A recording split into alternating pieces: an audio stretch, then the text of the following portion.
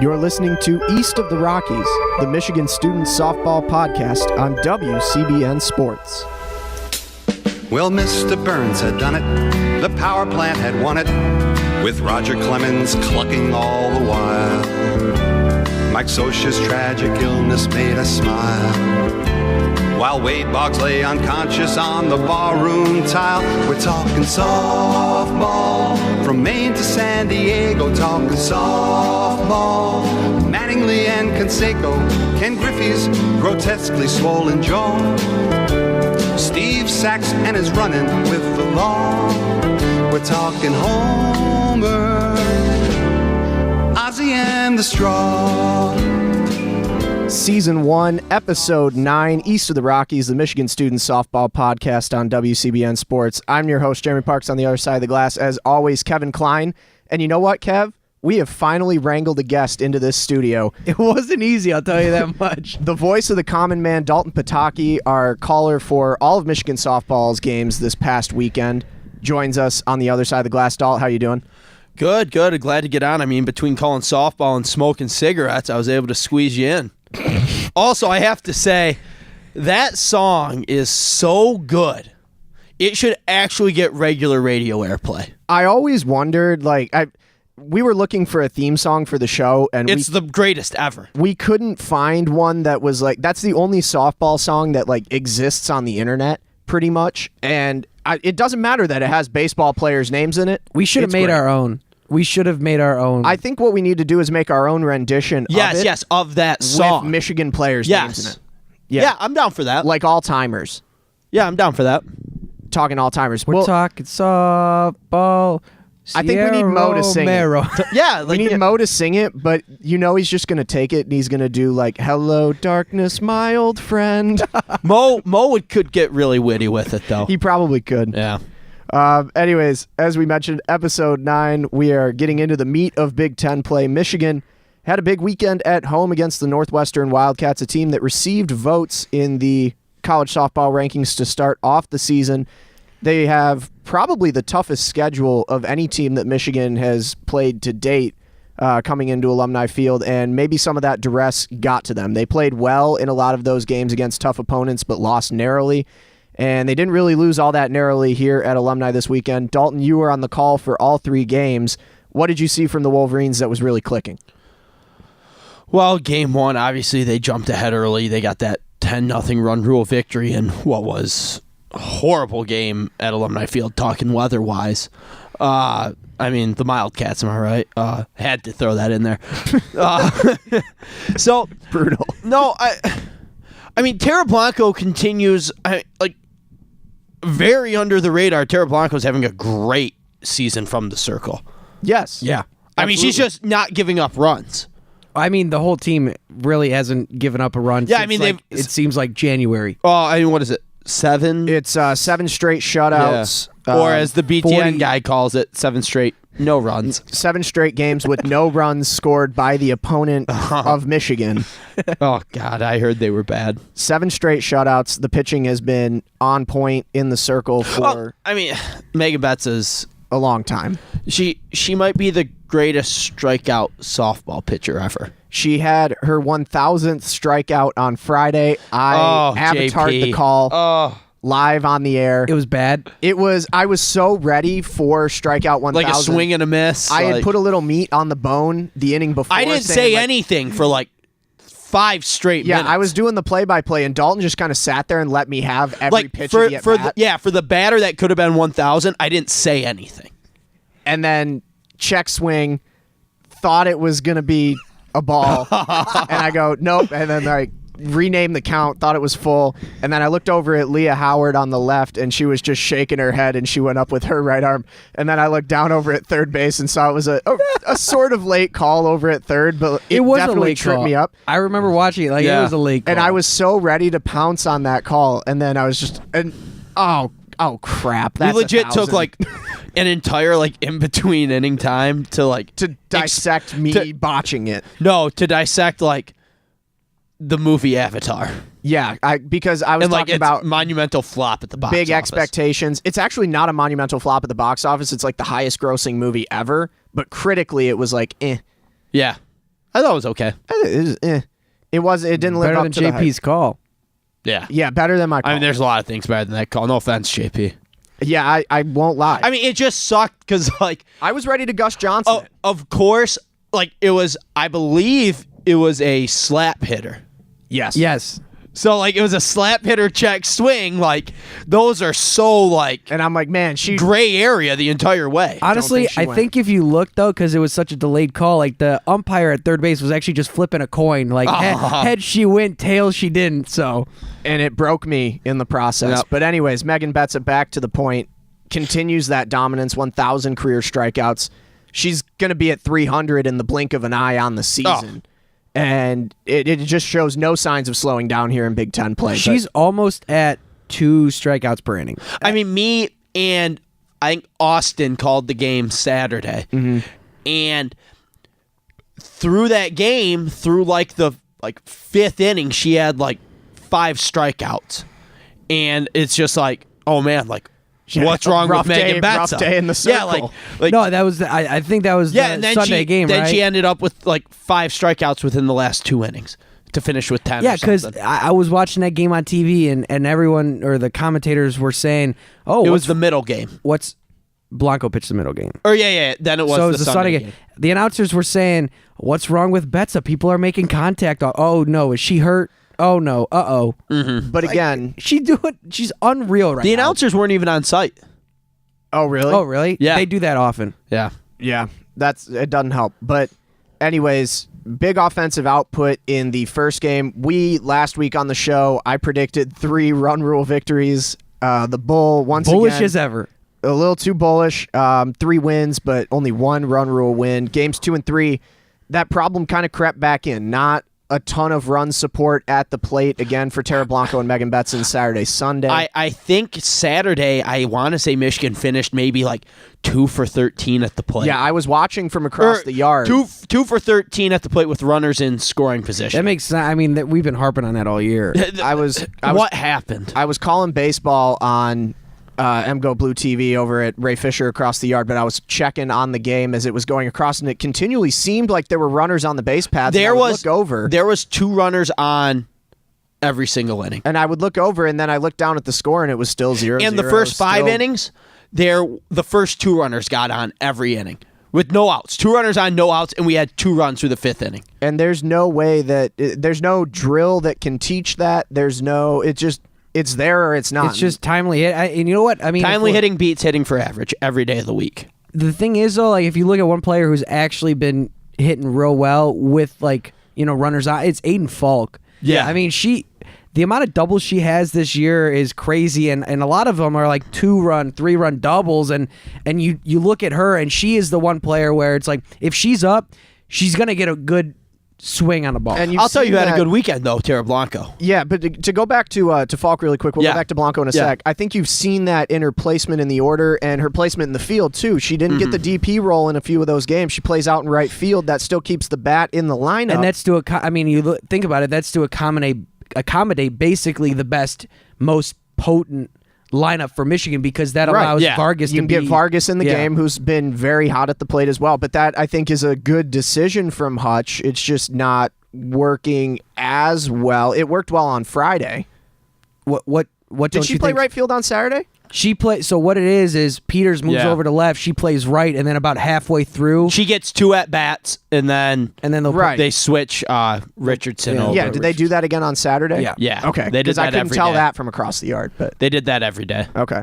But either But that's way, fine though. I would rather have 2 at bats from Falk, who's been swinging a hot stick, and then put Richardson in for the final 3 innings. But in my opinion, I don't think there's that big of a drop off in terms of defense between Richardson and Falk. I mean, I think Falk's bat more than makes up for any lack of defense that she might bring, which I haven't seen yet. right. But anyways, games 2 and 3, that's enough to get it done against a Northwestern team. Might be a little bit harder to come by down the line here. Michigan's got Ohio State coming up this weekend. We'll get to that preview in a little bit. And then, probably a midweek game against Michigan State, probably a mop-up series against Maryland. Their claim to fame, they beat Florida earlier this season. Maryland's but bad. Have not been doing Maryland's anything very since. bad. And that'll be on next week's show. But then, again, there's a lot of travel coming up the next 3 weekends, and then they go to Madison, Wisconsin after that. So, and that's a good Wisconsin team that crept into the rankings as well. They've been better than expected, I should say. They have quickly got in the rankings and quickly departed from the rankings after, I believe they got Kev, swept do you by remember Nebraska. the motto? Please tell me what the motto is. On Wisconsin. No. Oh. No opponent overlooked. Oh, come on. I know it's going to be a tough series. I'm just saying, like, we shouldn't be like, oh, this is going to be a Big Ten showdown. All right, the no opponent overlooked is going to wait a few minutes until we get to the end of the next segment. Any closing thoughts on Yeah, Blanco's been unreal. I mean, Northwestern? she's back offensively. That average is almost at 250 Perking now. up. I mean, It was at 200 2 weeks ago. she had 247, and she's still She had, and even the balls that were scooped up in play, she was hitting it hard. Mm-hmm. Which that means something. But she'd been doing that early in the season too, putting good contact on Yeah. it, just not putting it in the wrong spot. Yeah, that's But- true. finally finding holes. I mean, Yeah. she's second Little on the bit of team in luck. RBIs. She had a big home run. I mean, I think she's back offensively, and I mean, that's not even talking about what she did in the circle.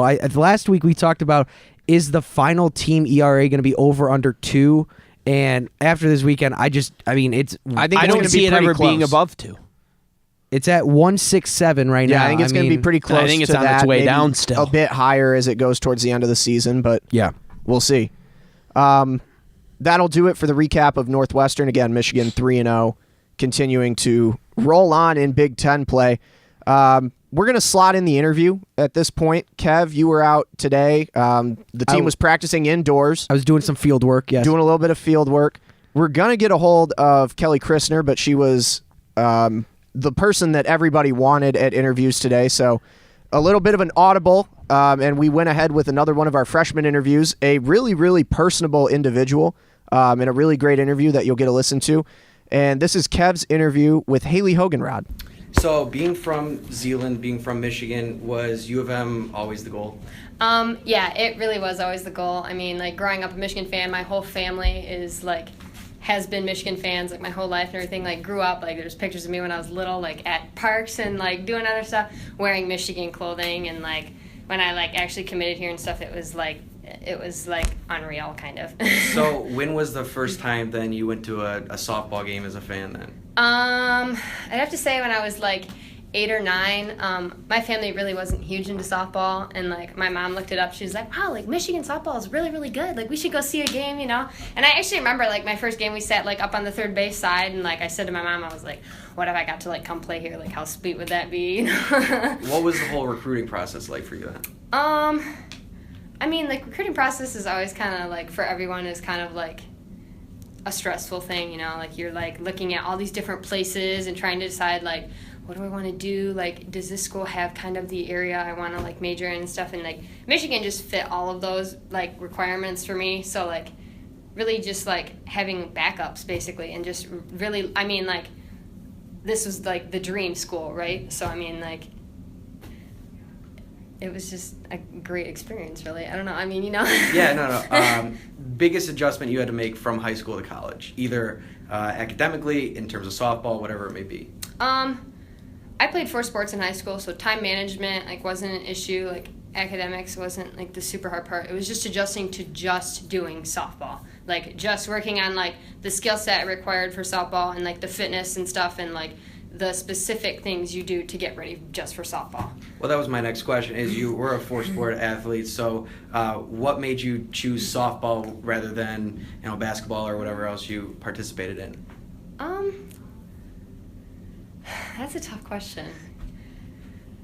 Softball, I mean, it always was just kind of the thing that, like, I did. Like, that it was just one of the ones that I always did, you know? Like, I played basketball for, like, the same amount of time, but softball was always the one that, like, I kind of came back to and, like, really enjoyed and, like, thought was a lot of fun.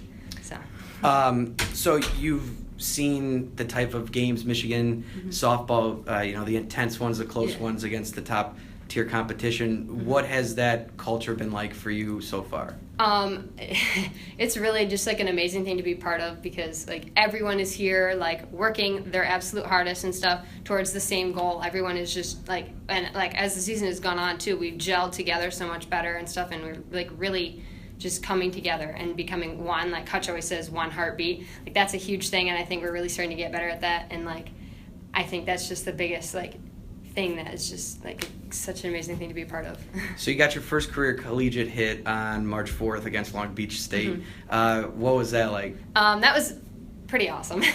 I mean, obviously, just breaking through that and getting that first one like out of the way and stuff like it was just so much fun. Like all my teammates and stuff were all excited. Like it was just a great experience.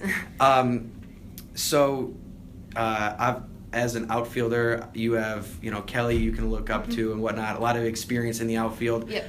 What has that been like in terms of being able to watch some upperclassmen play? Yeah.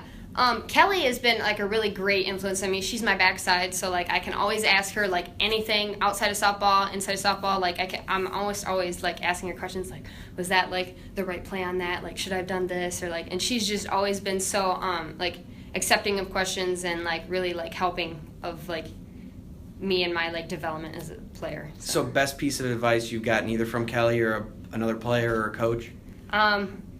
Just trust your process and have fun. Like that's just the biggest thing here. Like that Hutch always says, and like even Kelly will say, like just have fun. Like just enjoy yourself. Like trust what your preparation and stuff and everything you've done. Like. Are you having fun this year then? Yeah. So your last name. What is your favorite mispronunciation of your last name? This one's actually pretty new. The team has started to call me Haley Haagen-Dazs. All right. But that one was pretty funny. Like normally people just call me like Hoagie and stuff, but Haagen-Dazs is the best one so far. Caught you off guard a little bit? Yeah, a little bit. So favorite place or favorite part of Ann Arbor so far for you? That's hard. I think like anything to do with like the sports and stuff and like being in the atmosphere of like the student athlete and like having like all the people that you can like be around and like obviously like going to softball games like is such a fun like thing to do, like actually be in the game instead of just be like watching from the stands, like that has to be my favorite part, I think. Favorite place to eat in Ann Arbor? Favorite place to eat? That's a tough one because I like a lot of restaurants. I'd have to say probably Hopcat or Bar Louie, probably. Fair enough. All right, last question. We have a podcast-wide debate on it and would like your input. Is a hot dog a sandwich? I have to say no. No? No. All right. That's all I got. Thank you very much. It was nice meeting you. Thank you. Nice meeting you, too. And that was Kev's interview with Wolverines freshman Haley Hogenrod. Good job, Kev. A product of Zeeland, as you brought up, over on the west side, represent. Anything Shut that up. particularly jumped at you in that interview, Kev? I mean, I thought it was funny. She just said Michigan was the school that fulfilled all her needs in terms of softball, academics, the whole 9 yards. And I just thought, especially being raised a Michigan fan, Close to home. No, duh. Yeah, I mean, it's kind of like the no doubt answer. And I think, this is probably the third time we've asked, players from Michigan, was Michigan always the dream school? And I think all of them. How is it not? How is it not? With the strength of the program. I mean, if you're a premier softball player, why is Michigan not your number one? Especially if you're in state, because it gives you a great education, and you're coached by arguably the best of all time. really, really disappointing answers, though, in the restaurant category. We talked about that before the show. Really, she went chain. Yeah, but they're quality answers. They're good. Believe me, I love Hopcat. I think it's delicious. And Bar Louie's got salsa dancing night, but and dollar burgers. Dollar burgers. Yeah, but if you're talking favorite place to eat around Ann Arbor, I'd rather get a Frida Batitas. I was gonna say there's two places: Frida's. Yep. And Fleetwood. Fleetwood at night. I only go to Fleetwood late after like 1 in the after morning. a circus push. It's got to be man. late. Hey, and I feel like every time I hear about circus, they just keep pushing back. They do. It says summer now. I don't think Fleetwood is open in the daylight. Oh, it is. It probably is. I've just never seen it in the daylight. But anyways, Blippy Burger though. Also, Blippy Burger's good.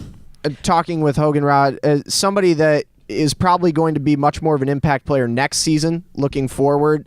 Saw a few bright spots early on, but seems to be handling her role well, learning. I think she's one of those examples of where this team is at that we talked about in the season preview. What? The old guard teaching the new to be stars. And look at how well it's worked out for Michigan, and that's what happens when you recruit talented players because you already have talented players on the roster who can teach the other talented players what How it's to like. do it. Yeah, how to be a Michigan Wolverine. I mean, we've seen the progression with Canfield and Peters and who they respectively got to watch for a whole year last year. I mean, why not Hoganrod next year?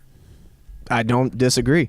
I think also, just to mention it, very unique interview this week. Nobody's going to have that content. So shout out to Kevin Kline for going out there and getting it. They call her Haagen-Dazs. Yeah, I thought that was funny. I like ice cream. It caught me off guard. I really, because I asked, the craziest mispronunciation. I was thinking it was going to be something, like Hugin, Hugenrad yeah. or something like that. Hugin and Raid. then she comes out with Haagen-Dazs. Yeah, Haagen-Dazs, by the way, very big ripoff in terms of price for quality, in my opinion. Huge rip. I was in France, and like on the Champs-Élysées, like that really famous street where That there's was the a arch really at the end nice and all that. accent. Wow. There's a Haagen-Dazs store. I paid like €10 for an ice cream cone. It's If like you're 15 spending bucks. money on ice cream, you have to go Ben and Jerry's tonight, though. Oh yeah, it No. was free cone day yesterday. Dude, the strawberry cheesecake Ben & Jerry's unreal. Everything is good. The best ice Cherry cream, Garcia. the best ice cream though on the planet are the strawberry cheesecake like popsicles. Oh, those are good. Like with the crust on the Yeah, outside. I think we can all agree on those. I'm on the record for saying, as a 22-year-old grown-ass man, I could be abducted with a box of those. Like, you could lure me into a van with a fresh pack of, like, and I wouldn't be upset that I got abducted. I'd be upset if there wasn't the popsicles. Wow. That is a strong testament. Any closing thoughts on the Hoganrod interview? Kev, you also came up with those questions in very quick time, having switched over from your initially planned Christner interview. That was we've talked about getting the freshmen an interview all year long, so it was finally nice to. So now we've hit 2 of the 4 because Uden was earlier in the year and Hoganrod now, and now we have Skavars and Gonzalez to do. Yep. We'll And get you those ASAP. Those are coming before the end of the Skavars, season. is that Scandinavian? I don't know. We're going to ask that in the interview. Please do. Someone Book it write a right note now of on that. the sheet, Kev. Write it in there. I'm writing it right. Skavars, is that Is open that up with that? Scandinavian? Open up with that. Is that Scandinavian? Hey, my name's Kevin Kline. Good to meet you. It's farce. Is that Scandinavian Is that by chance? Scandinavian? My You like last Swedish meatballs, IKEA? my last name is Klein. That's German. Your last name is Skavars. That is blank. Fill in the. You could hit her with a fill in the blank to Oh. open the interview. Yeah. This is gonna get reckless. Real reckless. Maybe let me get a hold of one of these interviews. Wait until we get into the segment session. I think Leah's worst nightmare would be to have Dalton email her, hey, can I get a couple of these interviews? When me and Sherm called the regional game against Miami, Ohio, we interviewed 2 of the Miami, Ohio girls. I remember that. I legit didn't ask a single softball-related question. It was beautiful material though for the broadcast. in the regional? yeah. Last year, Why'd yep. you interview them?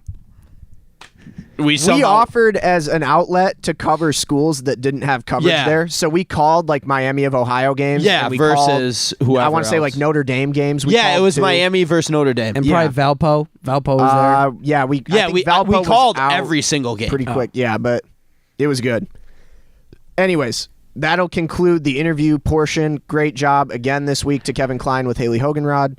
I'm and- excited for next week if we get Skavars. We're gonna have to plot that. Scandinavian? And you have to say it because you guys can't see, but Dalton, every time he says it, he kind of does a head tilt. Like, is that head tilt Scandinavian? Scandinavian? Scandinavian by chance? Good stuff. Maybe learn like a little Swedish, like Oh, I could teach. I'm taking Swedish right now. I could teach you. yeah. Read her in. Not hard. Read her in Swedish. Hey, jag heter Dalton. Jag heter Dalton. Ja. Be like the Swedish chef from like, is that the Muppets or Yeah. Sesame Street? Don't even like speak actual English.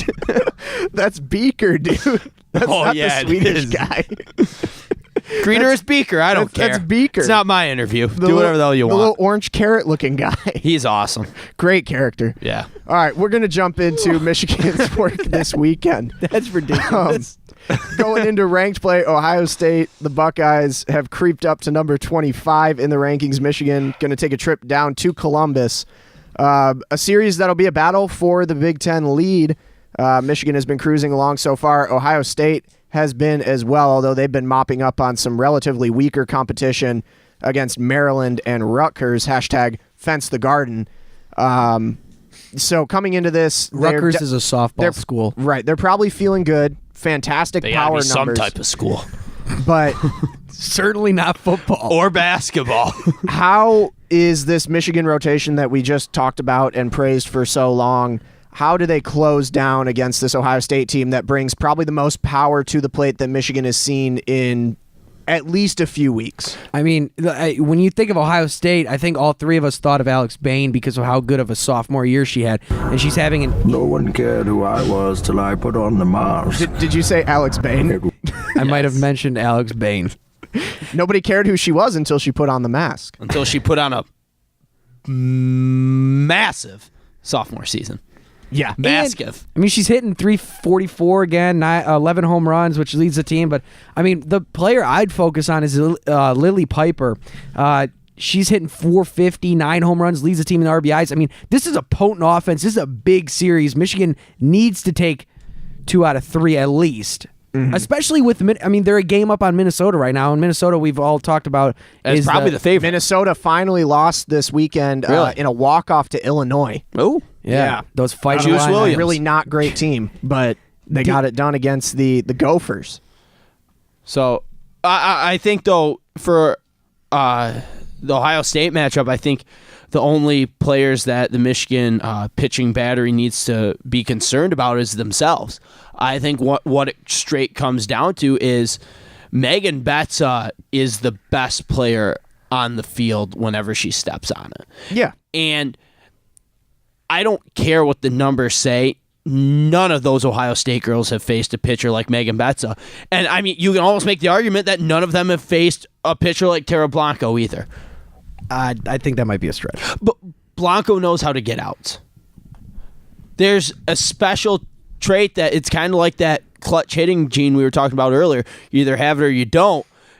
Being able to get out as a pitcher, you either have it or you don't. Because when I watched that Northwestern game, it was Friday. The pitcher, she was throwing strikes, but she couldn't get us outs. She was getting absolutely rattled. And I think we might let's refresh here about Ohio State, their schedule. JP almost already touched on it a little bit. Right. At Maryland, they had Rutgers at home, and then you look at the non-conference. They got run-ruled by Auburn, a very good Auburn team. They lost to Georgia, who's a solid team. All the big games they've played, lost to Cal, lost to Washington. They've won the games that they were supposed to win, and they've lost the games that they were not expected to win. I mean, they're not expected to win these ones. I don't think yeah, so. they are. I think it's very reasonable to expect Ohio State to win one game. 1 out of the 3, I would. The bull says no, but JP says maybe. I think the follow-up should be: does the pitching staff give up a run? And I think the answer is yes. Yeah, this is a heavy hitting offensive Ohio State This team. is a big test. This is the first test since the Mary Nutter. Just a or touch. Judy Garman, whichever one came last. 37 home runs as a team. Dinger. 177 RBIs. They slug for over 500.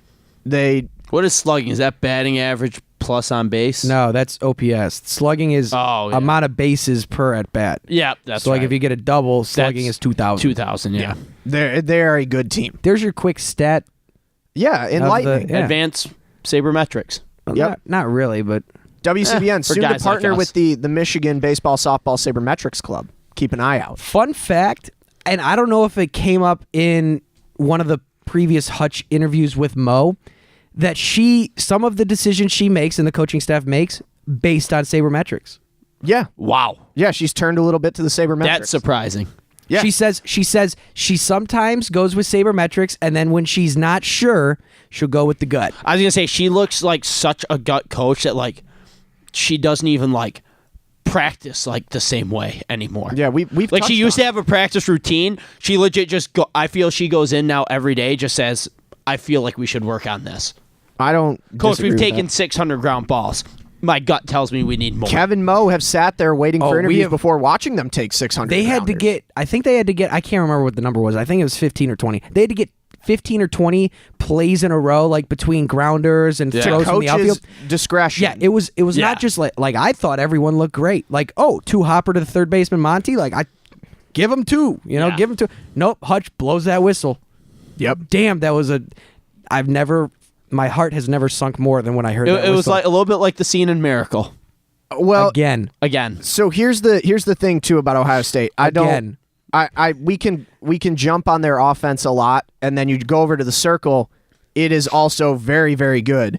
Shelby Hirsch has been really the number 1 for them so far this season. 1.79 ERA. She's 9.2 in the win-loss column. She's got 70 and a third of work. And then her number 2, Lena Springer, who I believe Michigan saw last year, if I remember right from those games. 2.08 ERA, 8.2, 60 and 2/3. They've got 2 really good punch pitchers right there, and they've got a few others behind them that can also do work. Shelby McCombs, 1.94 ERA and 21 and 2/3, and Kat Duvall can even get in there as well. She's only thrown 5 and 2/3, but 2 aplomb. The one thing I'll say, though, is that Ohio State walks a lot more batters than Michigan does, and I think that's what Michigan has. The one thing they've been consistent with this year is I'll agree with that. They take advantage of walks. Yeah. So, like, you know what? If they get on a walk, they can move them over, and that's another thing that Michigan's doing. They're stealing more bases. They're being more aggressive on the base pass, so they can manufacture runs. And I think the pitching staff of Ohio State, although good, I think Michigan can take advantage of their errors, just as they did against Northwestern. I will say, though, if there's one thing that does Michigan in this weekend, it will be it won't be the pitching. It'll be the hitting of the Wolverines. Yeah, I mean, they've been anemic a few games. I mean, they can get on base, but if they don't hit them in, and that's you're not really scoring. That's really the story here with her. She doesn't have a great walks to K's ratio, 42 walks, 67 strikeouts. Opponents are still, though, only hitting 206 against her. So she's definitely got a lot of ground ball merchant in her that this team may struggle with if they don't time it up right early, and you can see some of these games get dragged in to close scores late, I think, is something that Michigan will be watching out for. You can tell what kind of day Megan Betts is going to have based off her first inning. Yeah, you can. If she's hitting the strike zone... that fastball has to be hitting. Yeah. I mean, hitting the corners, too. Like, if she has no command over it, she's in for a rough one. I know. Yeah, I mean, you can tell. I mean, if she walks a couple girls in the first inning, maybe it's going to be a struggle. But if she's on in the first inning, it's going to be a long day for Ohio State. Yep. Mm-hmm. And how sweet would it be to just sweep Ohio State? I mean, it's nice to beat an Ohio State in anything. And that would really add, too, to Michigan's case for what's to come down the line, since this team is now ranked 25th in the country. If they can pull all 3, I think that really, really helps the case going down the road. Ohio State is 22-7 going in. Michigan, not that far off. They've played more games. They're 26-7-1. Wait, 1? Who did that, Kev? Those damn Florida State Seminole travel people. Yep. Damn them. The dead drop. You know what? If we're talking about rankings, can I put a little sidebar in here? Yeah, absolutely. How is Missouri in the top 25? Come on. They're 20-14. Yeah, they've lost a lot. I follow them on Twitter. Jesus. Like, I follow their games with fairly regular... And I look at their schedule, and I'm like, oh, well, maybe they just had a really good week because they weren't ranked last week. I'm like, oh, maybe they, played someone good. Well, they played Florida, so that's someone good halfway down. The other half is you got to win a couple of the games. They lost both of them. That was a good program that took Michigan pretty close last year down in the postseason. Yeah, before Kelsey Susala had that big-ass hit. Yeah, and that's why I still follow them, Coach Earlywine and the Tigers. Rough season, but like you said, I don't know why they're ranked at this point either, other than that they play in the toughest... losses. One of the toughest conferences in college softball. SEC bias. I'm going to Feinbaum it and say they are really good. Peter Feinbaum? Pete Feinbaum. Pete Feinbaum. Pete. The SEC's unabashed water carrier, I believe, was the jab from Jim Harbaugh. But anyways. Pete Feinbaum. Finally, we will get to predictions for the weekend. 3-game set against Ohio State in Columbus. What are your predictions? Kev, we'll start with you. They see Betza twice, and those are 2 losses. Blanco is a toss-up, which obviously favors Michigan. I need to see a 3-0 weekend. I need to see a sweep. Bring your brooms, fellas. Dalton. 2-1. I think Michigan drops the Friday opener. Really, with Megan Betza in the circle. That's going to be a Betza Hirsch matchup undoubtedly, so we'll see how that turns out. It won't be because of Betza. No. Lack of run support. It'll be like a 2-1 game. Okay. I'm going to go 3-0. The Bull rides again. Bullish as ever. I'm not calling run rules. Oh. Just 3 wins. 3-0. I think that's bullish enough for the weekend against a number 25 team. That'll do it for the preview of this weekend's Big Ten matchup in Columbus. Really quick, we're just going to push the midweek game. Not sure if we're going to record next week's podcast before that happens. Michigan will play Michigan State on Wednesday. That one is going to be a game in East Lansing. # Spartans will. Yes. Yeah. Michigan State, not a great team. They were on a 7-game losing streak headed into last week. They had a midweek victory against Western Michigan, and then they played the worst team in the Big Ten in Maryland and won 3. So this is a team that is not great. They lost all 3 games to Purdue in their opening Big Ten series. They lost to Notre Dame in a run rule victory right before that. So should not be too difficult for the Wolverines. JP, I thought no team overlooked or whatever that was. I've looked through the stats, and the Bull is bullish enough to say that this team has been looked at, and that is the prediction. When you say the Bull and the Bull has done this, I think of that octopus that shows which soccer team's going to win. You know what I'm talking about? Oh, in Germany, yeah. It's Yeah. like the Berlin Zoo. Yeah, whatever. That's what I think of. I think of a When bull. he says the bull, you think of an octopus? No, I think of the bull in That's how Kev's mind works. in an arena, and there's a Michigan flag and there's a opponent flag, and then whatever flag he goes through when it's getting twirled at him, that's who's gonna win. I don't really get it, but hey, should that part be cut? nah, that's fine. Nah, leave it. We're gonna leave that in there. Really, Michigan State doesn't bring a heck of a lot. In the circle, not all that great. They've got 3 pitchers that pull a lot of duty. Bridget Rainey is maybe who B. Michigan's Raines. going to see. She has the most work under her belt so far this season, Make it 74 rain. and 2/3, 4.22 ERA. Opponents are hitting 288 against her. I think Michigan has an easier day at that rate. Any other thoughts on Michigan State? I don't even know if you guys scouted that before the show. But # Spartans will # no fly zone. So there won't be any Michigan home runs, but it'll be a run rule. okay, Dalton. Run rule in 6. Run rule in 6. Okay. Interesting. I don't know We'll if have it's a run rule. Michigan will have 7 in the 5th.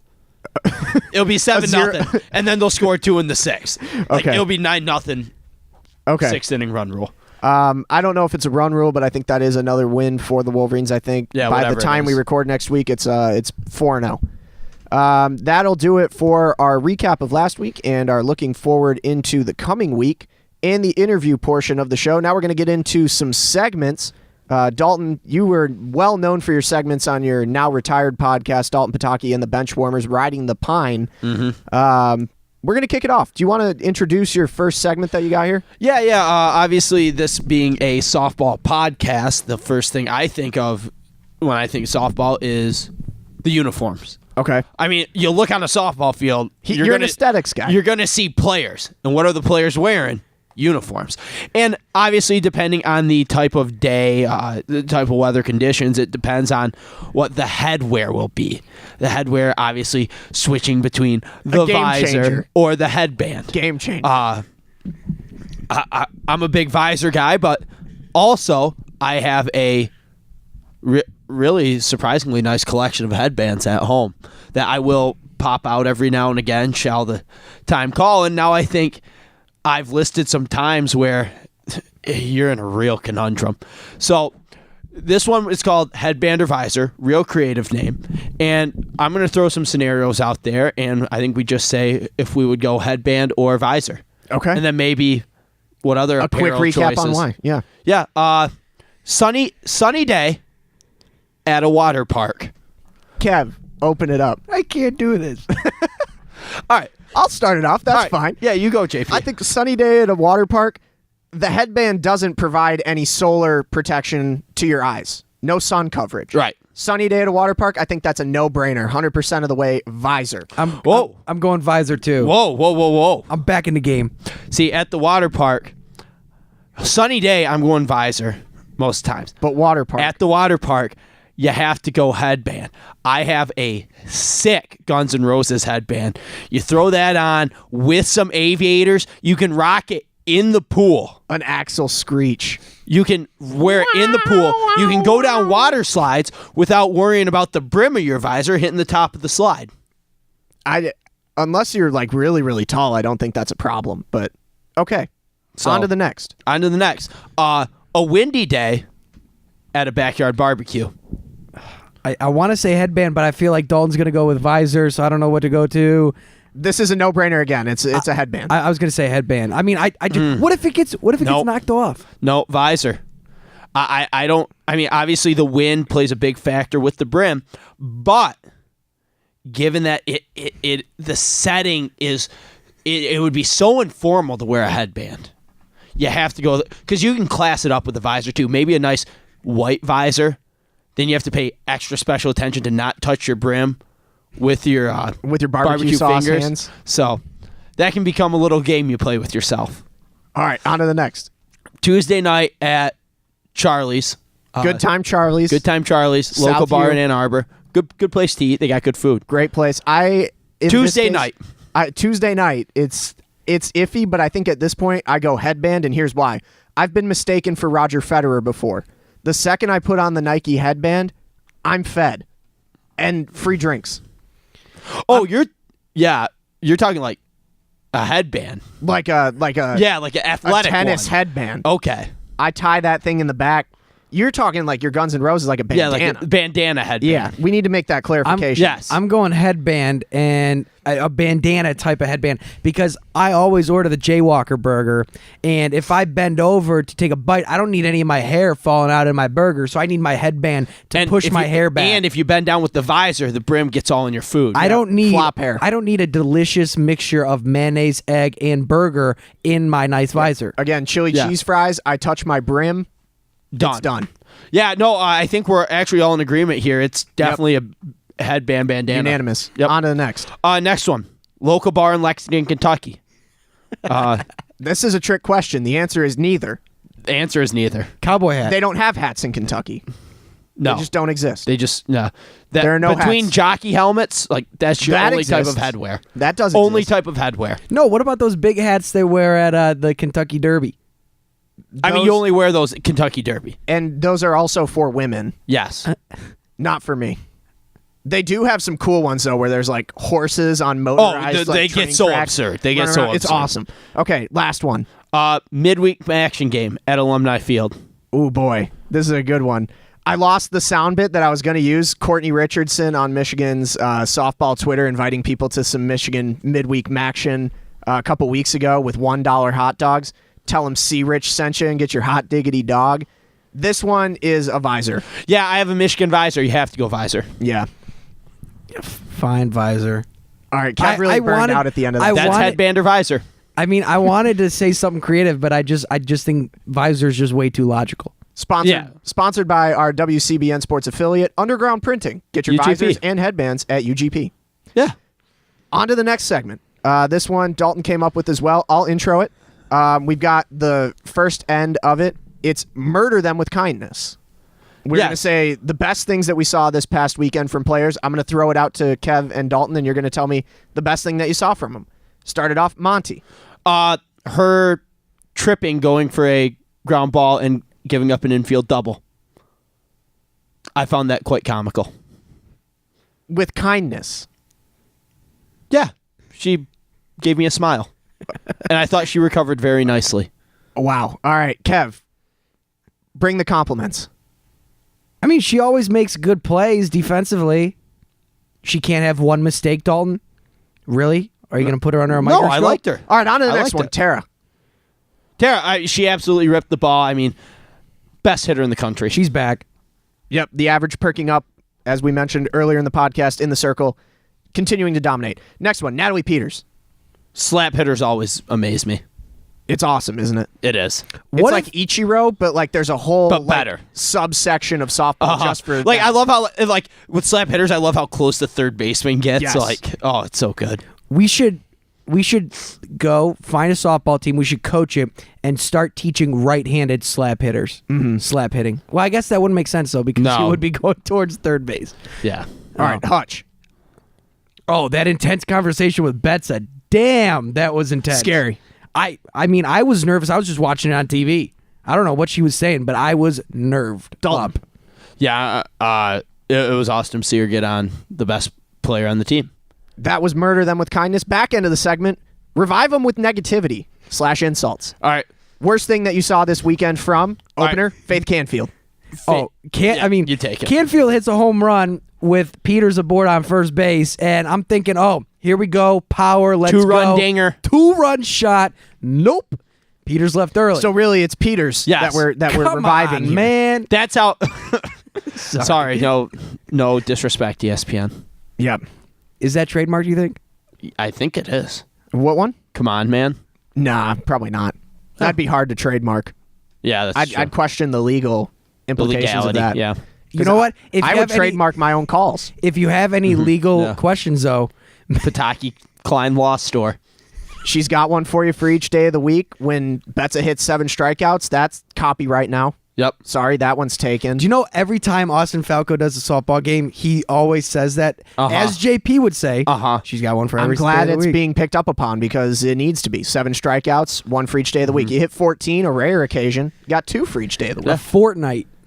Fortnight. I like that too. Enough for a fortnight. There you All go. right. Worst thing that you saw this weekend from the team as a whole. I just gotta get this off my chest. Megan Betts is smiling when she doesn't get a call. Like, it'll be like 2 strikes and she puts one right on the black, perfect pitch, and the ump calls the ball and she just smiles. No. Players and umpires can't have a mutually friendly relationship. Just can't happen. You have to get in that dude's face. Like, you have to, if you're not going to do it, you have to yell at whoever's behind the plate, Katie Alexander this past weekend, to get in his face. Maybe hold it there for 10 seconds. Like, really show him up. So you're saying that Betza should go with the approach that Florida State took with Betza after Betza hit a Florida State hitter, and the batter took 2 steps towards Betza? Something that I like is the intensity. I do like that. I also think you look at John Beeline in basketball, you get mad at the refs, you get calls. Yeah. You can immediately switch a game that way. Yeah. Maybe Betzer drops an F-bomb and gets run out of, gets kicked out of there. In obviously a blowout game. You start to build your reputation. Yeah. Bad girl Betza. No. No. The thing is, You don't though, want to mess with her. the thing is, though, smiling is like the sarcastic way of saying that was a strike. You know the sport that's interesting? From watching water polo, they're not allowed to talk to referees. Oh, I couldn't do it. If you even say a word to the ref, it can't happen. I dang near got picked up on verbal abuse charges for what I did to the IM football refs last night. Oh, man. Yeah. Last night. Yeah. It was bad. Did you lose Yes. because of the refs? No, but No. yes. Okay. From It's coaching IM basketball, I always. know how it goes. It's always the refs. Always the refs. Up at Never. the NCRB last year for WCBN Sports IM basketball, I had my suit on the sidelines. Every bad call, there's a punching bag right hanging next to the bench. Run up, Punch just it. sock it. Show the refs what you're going to do.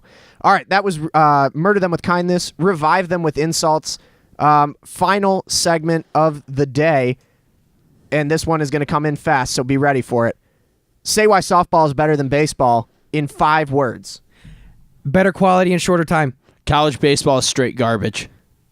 Lots, wins, Michigan very good. Little Charlie Day action. Aren't There you you an English major? No. History and American culture. Oh. Yeah. A lot of writing, though. And if you go back farther enough in history, there's no writing. There's no words. Right. So, That's how do you explain it? yep. You can't. Nope. All right. As always, we like to end this show with something that we picked up from Riding the Pine. One thing that you learned in this podcast, something you still want to know. Something I learned is Dalton is the wizard when it comes to generating segment ideas. We need him on the show more often. And one thing I want to know, Michigan needs to take care of the Buckeyes. Yeah. That's fair.